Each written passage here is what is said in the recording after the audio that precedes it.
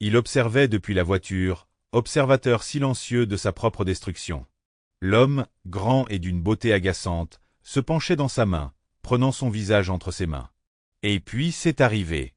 Un baiser.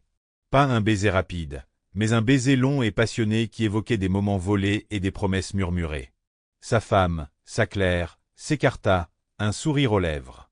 Elle se retourna et marcha vers leur maison, ses cheveux blonds scintillant sous le soleil de l'après-midi, inconsciente de la dévastation qu'elle laissait derrière elle. Son cœur battait à tout rompre, un battement frénétique dans le silence de la voiture. Il serra le volant, les jointures blanches, l'esprit en proie à un tourbillon d'incrédulité et de rage. Ce n'était pas possible, c'était impossible. Claire, avec son rire contagieux et sa douceur, ne lui ferait pas ça, pas à eux. Ils avaient construit une vie ensemble, une vie remplie de rire et d'amour, du moins le pensait-il. Le trajet du retour fut flou, il ne se souvenait pas d'avoir déverrouillé la porte d'entrée, ni d'avoir accroché son manteau. Il se déplaçait dans la maison comme un fantôme, les membres lourds, les mouvements mécaniques. La maison, autrefois leur sanctuaire, lui semblait maintenant une prison, ses murs se refermant sur lui, l'étouffant sous le poids de la trahison. Il la trouva dans la cuisine, fredonnant doucement tout en préparant le dîner. Elle leva les yeux à son entrée, son sourire s'élargit en le voyant. « Tu es rentré tôt », dit-elle d'une voix enjouée, inconsciente de la tempête qui faisait rage en lui. Il aurait voulu crier, s'emporter, exiger des réponses, mais les mots ne venaient pas.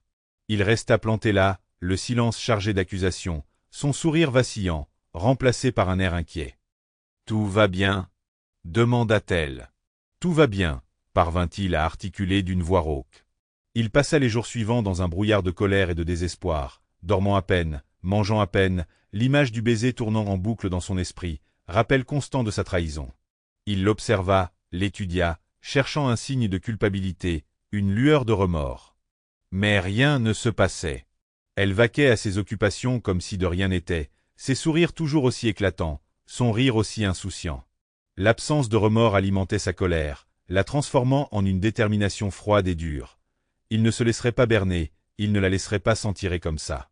Une idée commença à germer dans son esprit, un plan de vengeance, un plan pour s'assurer qu'elle ne lui fasse plus jamais de mal. Il commença subtilement, changeant ses habitudes, trouvant des excuses pour s'absenter plus longtemps de chez lui. Il disait à Claire qu'il travaillait tard, assistait à des conférences, tout pour justifier son absence. Elle ne semblait pas s'en apercevoir, ou si elle l'avait remarqué, elle ne le laissait pas paraître. Son indifférence alimenta sa détermination. Il commença à faire des recherches en ligne, passant des heures à parcourir le clavier, les yeux scrutant l'écran. Il commença petit à petit, siphonnant l'argent de leur compte commun, quelques centaines de dollars par-ci, 1000 par-là. Il était prudent, méticuleux, ne prenant jamais assez pour éveiller les soupçons. Il ouvrit un nouveau compte bancaire, dans un autre état, sous un autre nom. Il loua un petit appartement, un studio quelconque, dans un quartier calme de la ville, loin de leur vie de banlieue. Il commença à déplacer des objets, quelques vêtements à la fois, un carton de livres, une lampe.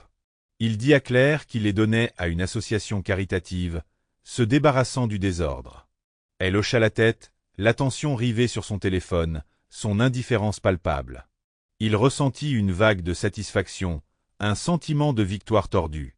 Il quitta son emploi, organisant une scène dramatique dans le bureau de son patron, avec démission criée et porte claquée. Il dit à Claire qu'il était épuisé et qu'il avait besoin de changer d'air. Elle semblait presque soulagée, heureuse de ne plus l'avoir dans ses pattes. Chaque jour qui passait, son ancienne vie s'estompait, remplacée par une nouvelle existence anonyme. Le jour tant attendu arriva enfin. Il se réveilla dans son studio spartiate, la lumière matinale filtrant à travers les stores.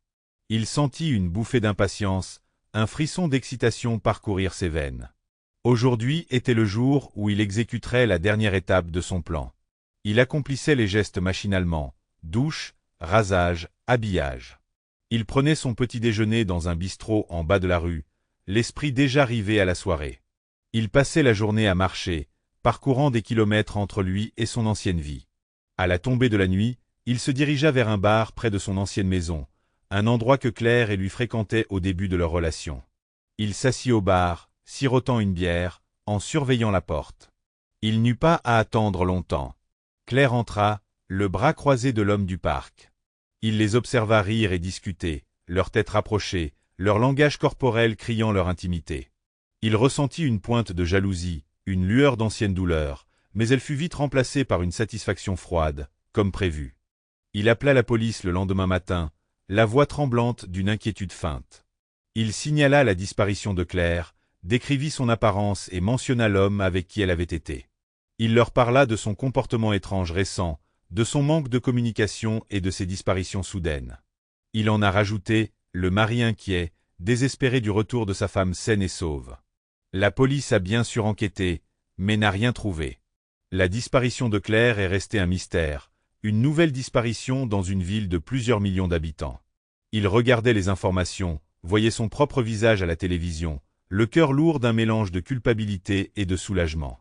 Il maintenait sa nouvelle vie, sa nouvelle identité, il avait trouvé un emploi, un simple travail anonyme qui payait les factures, il restait seul, évitant les relations, fuyant l'intimité. Il portait en lui le souvenir de Claire, un rappel constant de ce qu'il avait perdu, de ce qu'il avait fait.